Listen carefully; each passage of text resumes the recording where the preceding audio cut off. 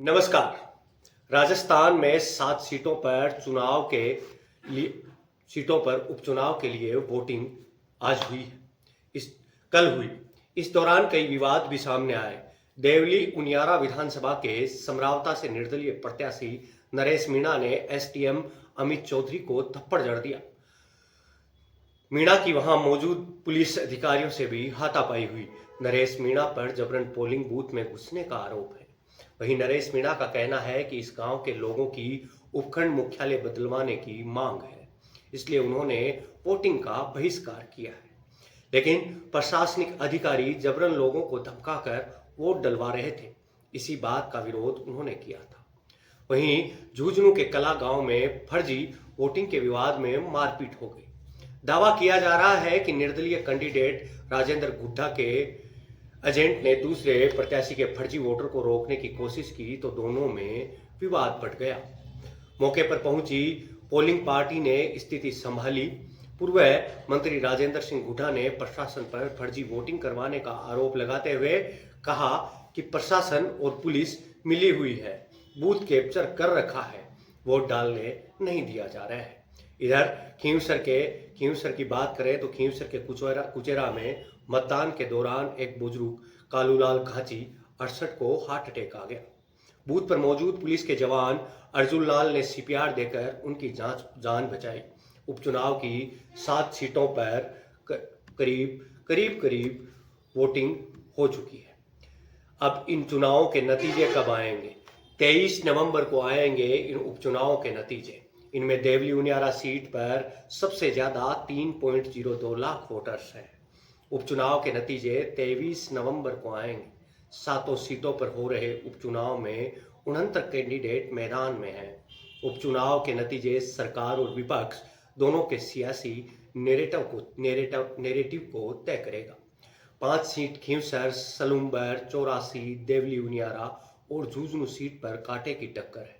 इन चुनावों में हनुमान बेनीवाल और किरोड़ीलाल मीणा जैसे राजनीतिक दिग्गजों की सियासी प्रतिष्ठा दांव पर है, क्योंकि खींवसर से हनुमान बेनीवाल की पत्नी और दौसा से किरोड़ीलाल मीणा के भाई चुनाव मैदान में नजर आ रहे हैं। वहीं पूर्व मंत्री राजेंद्र गुड्डा ने बूथ कैप्चरिंग का आरोप लगाया। झुंझुनू में कुलौद कलां गांव में वोटिंग को लेकर विवाद हो गया। बूथ एजेंट से मारपीट का आरोप भी लगा।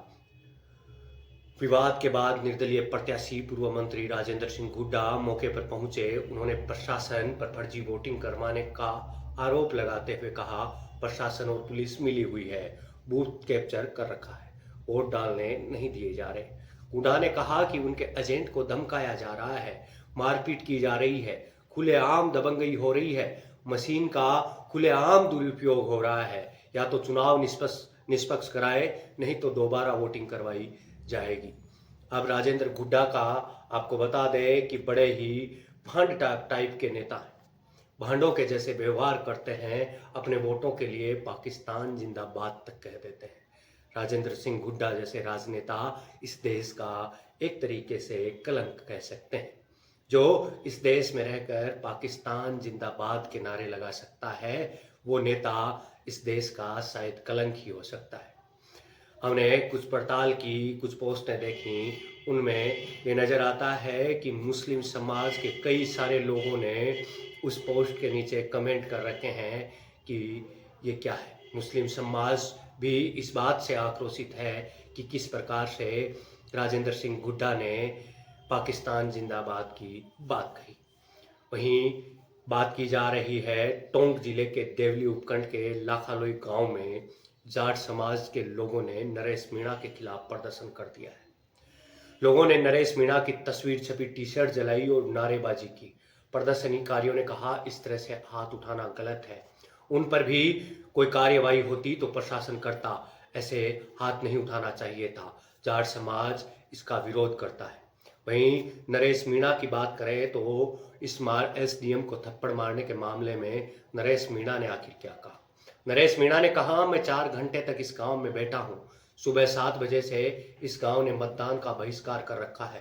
गांव से उनियारा उपखंड 15 किलोमीटर पड़ता है। उनको उनियारा से हटाकर देवली उपखंड से जोड़ दिया, जो यहाँ से 95 किलोमीटर दूर है। आम आदमी को रोज सरकारी काम पड़ता है। 95 किलोमीटर आने जाने में लोगों को परेशानी होती है।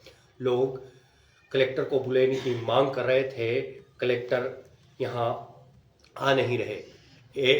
एक एसडीएम को यहाँ लगा रखा है। एसडीएम ने गांव के आंगनबाड़ी कर्मचारी और टीचर को धमकाया कि तुम्हारी नौकरी को खा जाएंगे, वोट डालो। इनसे जबरदस्ती वोट डलवाया तो जनता में आक्रोश हुआ।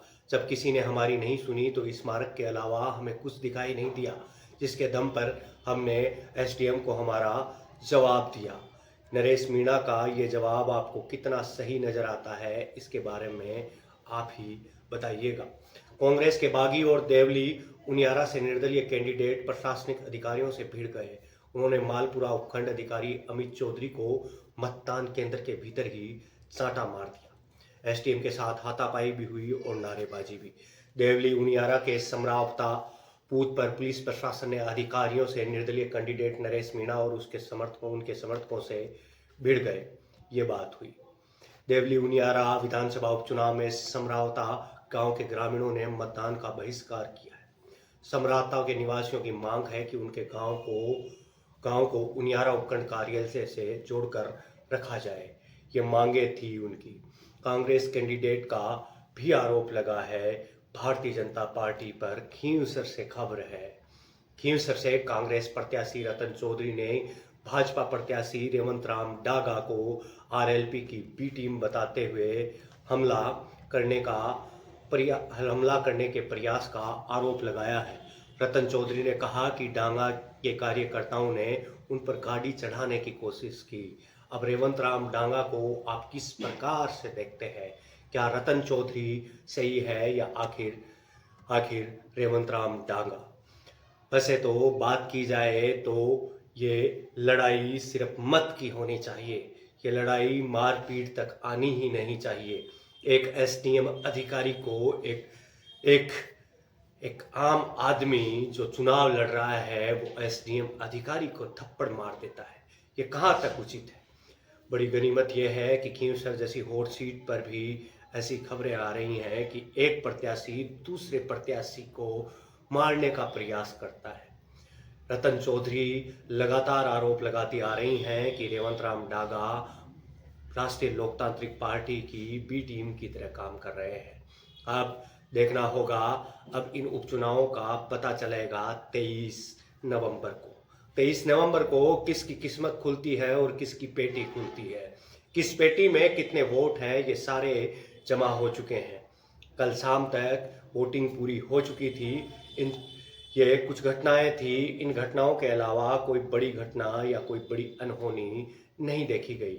अब इसके बारे में हम चर्चा विस्तृत करेंगे 23 नवंबर को, जब उपचुनाव का रिजल्ट आएगा। अभी मैं आपसे विदा लेता हूं। मिलते हैं किसी ऐसे ही अन्य वीडियो में। तब तक के लिए आप बने रहिए द बम्बाट के साथ।